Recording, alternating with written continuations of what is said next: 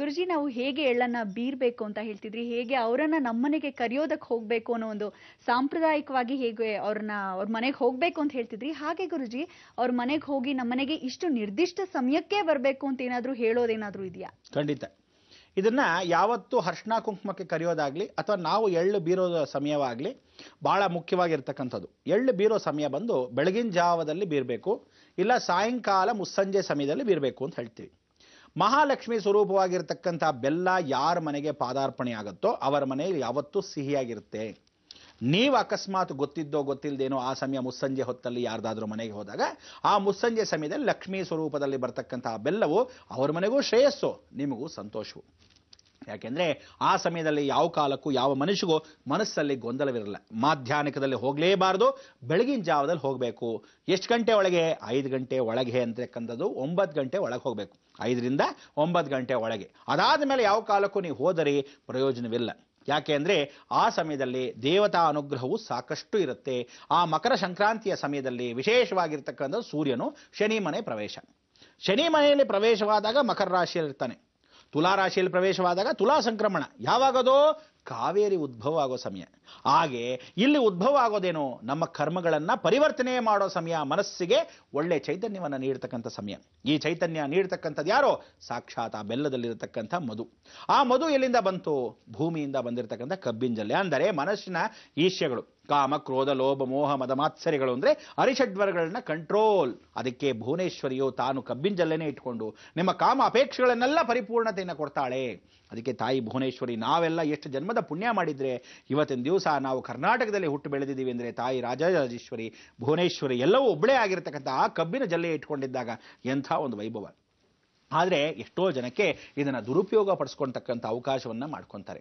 ಸಂಕ್ರಾಂತಿ ಅಂತಕ್ಕಂಥದ್ದು ಸೃಷ್ಟಿಯ ನಂತರ ಬಂತು. ಸೃಷ್ಟಿಯ ನಂತರ ಸಂಕ್ರಾಂತಿಗೆ ಮೊದಲೇ ನಮಗೆ ಒಂದು ಕಾರ್ಯಕ್ರಮ ಇರುತ್ತೆ. ಏನದು? ಗೌರಿ ಹಬ್ಬ.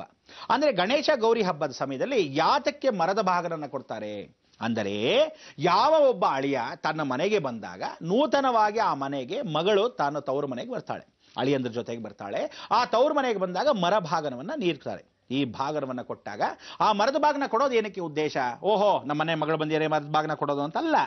ಅಲ್ಲಿ ಇರ್ತಕ್ಕಂಥ ದವಸ ಧಾನ್ಯಗಳಷ್ಟನ್ನು ಇಟ್ಟು ಆ ನವಗ್ರಹ ದೋಷಗಳನ್ನೆಲ್ಲ ನಿವಾರಣೆ ಮಾಡಿಕೊಳ್ಳಿ, ನಿಮ್ಮ ಮನೆಯಲ್ಲಿ ನವಗ್ರಹ ದೋಷಗಳನ್ನ ಪರಿಹಾರ ಮಾಡಲಿ ಅಂತ ಹೇಳಿ ಬೆಲ್ಲದ ಅಚ್ಚನ್ನ ಮೊದಲೇ ಇಟ್ಟಿರ್ತಾರೆ. ಸಿಹಿಯನ್ನು ಕೊಟ್ಟು ತದನಂತರ ಅವರಿಗೆ ಆ ಬಾರ್ಡ್ಲಲ್ಲಿ ನಮ್ಮ ಮಡ್ಲಲ್ಲಿ ಹಾಕಿರ್ತಕ್ಕಂಥ ವಿಧಾನಗಳಲ್ಲಿ ಎಲ್ಲ ರೀತಿಯಾದ ಹಣ್ಣುಗಳನ್ನು, ಹಂಪಲುಗಳನ್ನು, ತೆಂಗಿನಕಾಯಿ ಬಾಳೆಹಣ್ಣು ಇಲ್ಲದೆ ಯಾವ ಕಾಲಕ್ಕೂ ಮೂಲ ಸ್ಪರ್ಶ, ಅದಕ್ಕೆ ಕಲ್ಪವೃಕ್ಷ, ಅದನ್ನು ಇಟ್ಟು ಕಳಿಸಿರ್ತಾರೆ. ಆ ಮರದ ಭಾಗನ ಯಾವತ್ತು ಉಪಯೋಗ? ಅಳಿಯಂದ್ರಿಗೆ ಅವತ್ತಿನ ದಿವಸಕ್ಕೆ ಸಂಕ್ರಾಂತಿ ಹಬ್ಬದ ಸಮಯದಲ್ಲಿ ಪಸರು ಪೈರು ಎಲ್ಲವೂ ಬಂದಾಗ, ಬೆಳೆಗಳು ವಿಶೇಷವಾಗಿ ಬಂದಾಗ ಆ ಬೆಳೆಗಳಿಗೆ ಏನ್ ಮಾಡಬೇಕು? ಮರಗಳು ಬಹಳ ಅತ್ಯಗತ್ಯ. ಅದಕ್ಕೋಸ್ಕರ ಆ ಕಾಲದಲ್ಲೇ ಗೌರಿ ಹಬ್ಬಕ್ಕೆ ಮೊದಲೇ ಆಚರಿಸಿ ಸೃಷ್ಟಿ ಹಾವನ್ನು ಓಡಿಸಿ ತದನಂತರ ಸಂಕ್ರಾಂತಿ ಹಬ್ಬ. ಎಷ್ಟು ವಿಶೇಷ! ಈ ಹಬ್ಬದೆಲ್ಲ ಆಚರಿಸ್ಕೊಂಡ್ ಬಂದಾಗ ಸುಖ ಜೀವನ ಇನ್ನೇನು ಎಲ್ಲ ಆಯ್ತು. ರೆಸ್ಟ್ ತಗೊಳ್ಳೋ ಸಮಯದಲ್ಲಿ ಉಗಾದಿ, ಆಗ ಹೊಸ ಸಂವತ್ಸರದಲ್ಲಿ ಹೊಸ ಚಿಗರಲ್ಲಿ ಜೀವನವನ್ನು ಮಾಡೋದು. ಇದೆಲ್ಲ ಆ ಕಾಲದಿಂದ ಬಂದಿರತಕ್ಕಂಥ ಜೀವನ ಚರಿತ್ರೆ, ಆ ಕಾಲದಲ್ಲಿ ಬಂದಿರತಕ್ಕಂಥ ಸಂಸ್ಕಾರಗಳು. ಆ ಸಂಸ್ಕಾರಗಳೇ ಆಚರಣೆಗಳಾಯಿತು, ಆಚರಣೆಗಳು ಹಬ್ಬಗಳಾಯಿತು.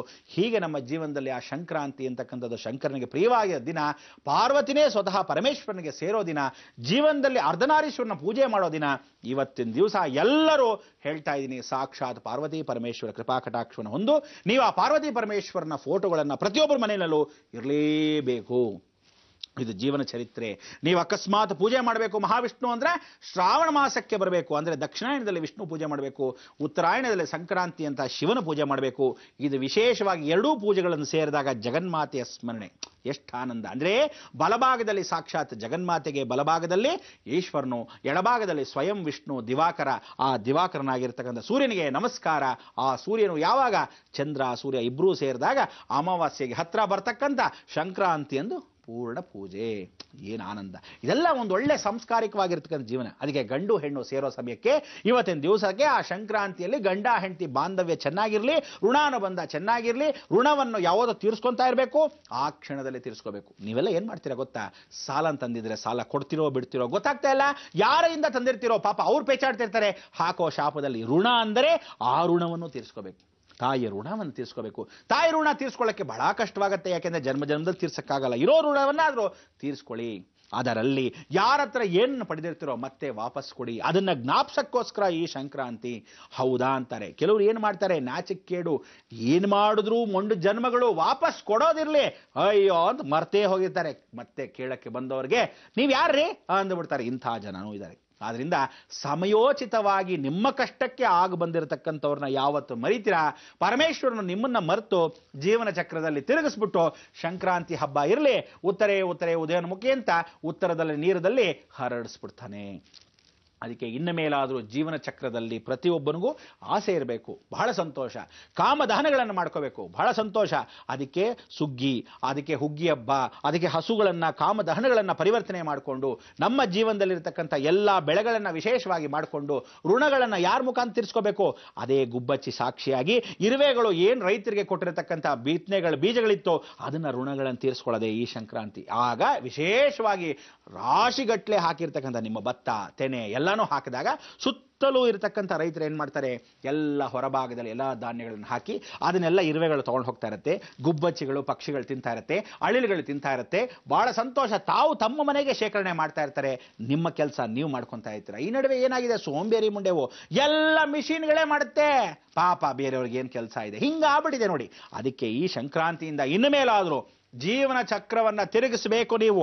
ಅದಕ್ಕೆ ಆ ಸಂಕ್ರಾಂತಿಯಲ್ಲಿ ಬಂದ ಹೆಣ್ಣು ಮಕ್ಕಳಿಗೆ ಎಲ್ಲರಿಗೂ ಎಲ್ಲಾರು ಹೆಣ್ಣು ಮಕ್ಕಳಿಗೆ ಕೈಯಲ್ಲಿ ನಿಂಬೆ ಹಣ್ಣಿನ ಪಾನಕ. ಆ ಪಾನಕ ಅಂದ್ರೆ ಕುಜನು ಋಣವನ್ನು ತೀರಿಸ್ತಾನೆ. ಆ ಪಾನಕವನ್ನು ಕೊಟ್ಟು ಕೋಸಂಬರಿ ಅಂದ್ರೆ ಅವಳು ಬಂದಿರತಕ್ಕಂಥ ಮುತ್ತೈದೆ ಸಾಕ್ಷಾತ್ ಲಕ್ಷ್ಮೀ ಸ್ವರೂಪ, ಲಕ್ಷ್ಮಿಗೆ ತುಂಬಾ ಇಷ್ಟವಾಗಿರ್ತಕ್ಕಂಥದ್ದು ಹೆಸರುಬೇಳೆ. ಆ ಹೆಸರುಬೇಳೆಯಲ್ಲಿ ಕೋಸಂಬರಿ ಕೊಡ್ತೀರಾ, ಅದನ್ನು ನೆನೆಸಿರ್ತೀರಾ. ನೆನೆಸಿ ಅವರೆಲ್ಲ ಕೂತ್ಕೊಂತಾರೆ. ಕೂತ್ಕೊಂಡಾಗ ಹೇಗೆ ಮಾಡಬೇಕು, ಆ ಮುತ್ತೈದರಿಗೆ ಕುಂಕುಮ ಕೊಡಬೇಕಾದೇನು, ಕೊಡಾಗ ಜೊತೆಗೆ ಏನೇನು ಕೊಡಬೇಕು, ಯಥಾಶಕ್ತಿ ಕೊಡಬೇಕು. ಆ ಶಕ್ತಿಗಳನ್ನ ಮೀರಿ ಕೊಡ್ತಿರೋ, ಶಕ್ತಿಗಳನ್ನ ಲಿಮಿಟ್ ಅಲ್ಲಿ ಇಟ್ಕೊಂಡು ಗೊತ್ತಿರೋ, ಯಥಾಶಕ್ತಿ ಅಂದ್ರೆ ನಿಮ್ಮ ಕೈಯಲ್ಲಿ ನಿಮ್ಮ ಹಾಸಿಗೆ ಇದ್ದಷ್ಟು ಕಾಲಿಸ್ತಾತಿರೋ, ಅದನ್ನೆಲ್ಲ ಹೇಗೆ ಎತ್ತ ಅಂತ ತಿಳಿಸ್ಕೊಳಕ್ಕೆ ನೀವೆಲ್ಲ ಏನ್ ಮಾಡಬೇಕು, ದೈವಾನುಗ್ರಹವಾಗಿರ್ತಕ್ಕಂಥ ಜಗದೀಶ್ವರಿ ಕೃಪಾ ಕಟಾಕ್ಷವನ್ನ ಜಪವನ್ನ ಮಾಡಬೇಕು. ಆ ಜಪದ ಮೂಲ ಮಂತ್ರವನ್ನು ಹೇಳ್ಕೊಡ್ತೀನಿ, ಅರ್ಧನಾರೀಶ್ವರ ಮೂಲ ಮಂತ್ರವನ್ನು ಹೇಳ್ಕೊಡ್ತೀನಿ. ನಿಮ್ಮ ಮನೆಯಲ್ಲಿ ಇವತ್ತು ಸಂಕ್ರಾಂತಿ ಸಾಯಂಕಾಲದಲ್ಲಿ ಆ ಪೂಜೆ ಮಾಡಕ್ಕೆ ಮೂಲ ವಿದ್ವಾನ ಆಗಿರ್ತಕ್ಕಂಥ ಆ ಮೂಲ ಮಂತ್ರವನ್ನು ಹೇಳ್ತೀನಿ.